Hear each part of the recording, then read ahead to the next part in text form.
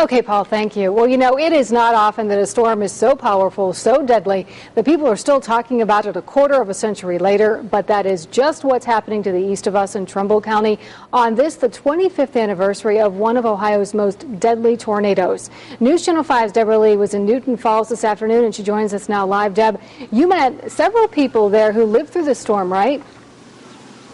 That's right. You know, it was on May 31st, 1985, just about this time of the evening, shortly before 7 o'clock.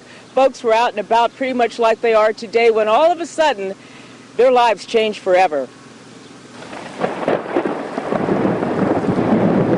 Thunder and lightning, high winds and rain. For most of us, just another storm. But when you live in Newton Falls, you don't take any storm for granted. People are very leery about it when it's lightning and the winds change. Part of this Trumbull County community was leveled 25 years ago today when a fierce tornado ripped through 3 states and Canada.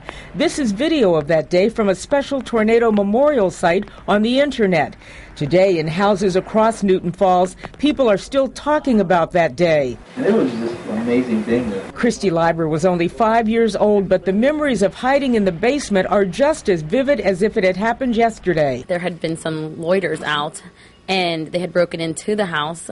And I remember my mom had a 2x4, and she said, "We're coming up with a gun," but it was just a piece of wood because they were so scared. Don Bird was also scared. Those were the days before he became a firefighter. He remembers taking cover in the basement and the devastation he saw when he emerged. Houses that were pulled off their foundation and slid backwards 40, 50 feet.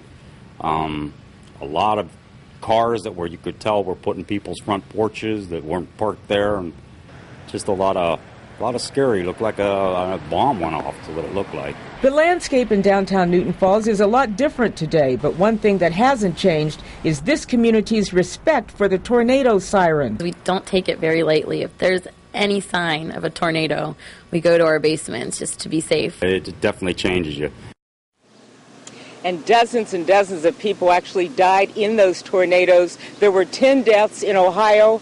No loss of life in Newton Falls. Reporting live, Deb Lee, News Channel 5.